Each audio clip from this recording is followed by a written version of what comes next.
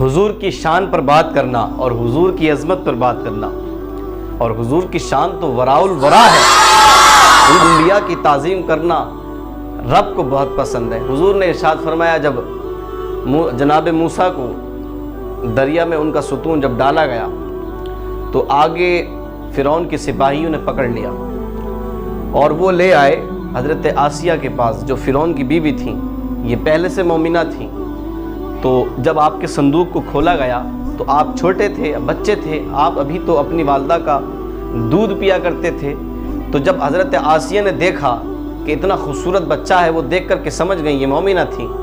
اللہ اکبر، کیونکہ رب کا فرمان تھا فَلْيُلْقِهِ الْيَمْ کہ موسیٰ کو آپ دریا میں ڈالاؤ، یَأْخُذْهُ عَدُوٌّ لِّي وَعَدُوٌّ اللَّهِ، موسیٰ کو وہ پکڑے گا جو میرا بھی دشمن ہے اور موسیٰ کا بھی دشمن ہے۔ یہاں ایک بات سمجھاتا چلوں کہ رب تعالیٰ کی یہ شان ہے، جو لوگ کہتے ہیں نا کہ مدینہ منورہ لوگ جاتے ہیں تو ان مدینہ منورہ لوگ پہنچتے ہیں، کہتے ہیں سارے وہاں خادم سب انتظام ان لوگوں کے ہاتھ میں ہے، وہابیوں کے ہاتھ میں ہے۔ تو میں یہ کہتا ہوں کہ واقعی یہ رب کی شان ہے، اپنے تو خود خادم بن جاتے ہیں لیکن جو دشمن کو غلام بنا لے وہ رب ہے، اور اپنے محبوب کی تعظیم، محبوب کے دربار کی، محبوب کے مہمانوں کی دیکھ بھال کے لیے رب تعالی نے اپنے محبوب کے دشمنوں کو رکھا ہے۔ یہی تو رب کا فضل ہے۔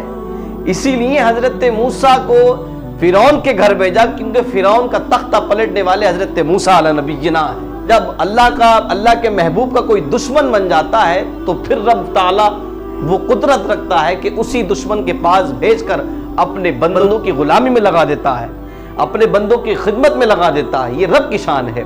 تو جب حضرت موسیٰ علیہ السلام کو حضرت آسیہ نے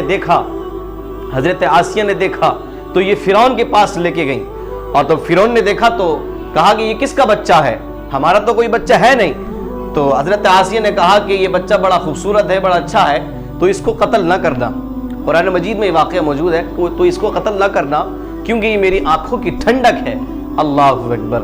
حضرت آسیہ کہتی ہیں کہ یہ میری آنکھوں کی ٹھنڈک ہے، تو نے ہزاروں بچوں کو قتل کر دیا ہے اپنے خواب کی وجہ سے، لیکن تو اب اس کو قتل نہ کرنا۔ اللہ اکبر۔ فرعون یہ کہتا ہے کہ مجھے اس کی کوئی ضرورت ہے ہی نہیں، مجھے تو اس کی کوئی حاجت ہی نہیں ہے، کون بچہ ہے، کس کا بچہ ہے، لیکن حضرت آسیہ کہتی ہے یہ میری آنکھوں کی ٹھنڈک ہے۔ اللہ اکبر۔ اب ذرا فرمان رسول صلی اللہ علیہ وسلم سنیں۔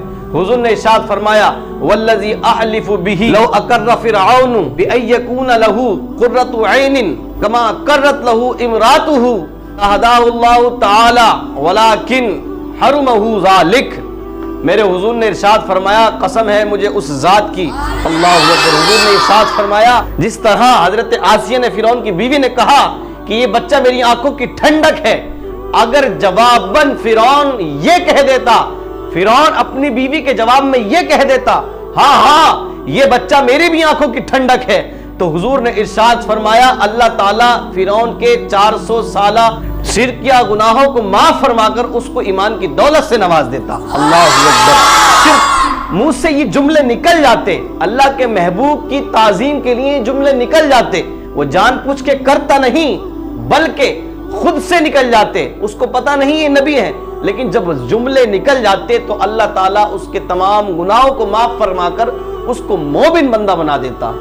وہ فرعون جو اللہ کے مقابلے میں کھڑا ہوا کس وجہ سے؟ صرف اس کے محبوب کی اس نے تعظیم کی، محبوب کے لیے تعظیم کے جملے نکل جاتے تو اللہ اس کے معاف فرما دیتا۔ تو ہم تو پھر اس کے امتی ہیں جو انبیاء کا بھی سردار ہے، ہم تو بھی اس کے امتی ہیں جو رب کا محبوب ہے، ہم تو اس کے امتی ہیں جس کے صدقے میں کائنات بنائی گئی ہے، ہم تو اس کے امتی ہیں، ہم تو اس نبی کے امتی ہیں کہ جس کو درخت بھی سلام کرتے ہیں، ہم تو اس کے امتی ہیں جس کے اشارے سے چاند کے 2 ٹکڑے ہو جاتے ہیں، ہم تو اس کے امتی ہیں کہ انگلیوں سے پانی کے چشمے جاری ہو جاتے ہیں، ہم تو اس کے امتی ہیں کہ جس کا قدم وہاں رکھے جاتے ہیں کہ جہاں کسی کا خیال بھی نہیں پہنچ سکتا۔ تو جب اس نبی کی، اپنے پیارے آقا علیہ السلام کی تعظیم کے جملے جب نکلیں، حضور کی تعظیم پر پہرا دیں، حضور کی ناموس پر جب پہرا دیں گے تو رب تعالی ہم سے کتنا خوش ہوگا، ہم سے کتنا خوش ہوگا۔ اس لیے ہمیں چاہیے کہ ہم حضور سے محبت کریں۔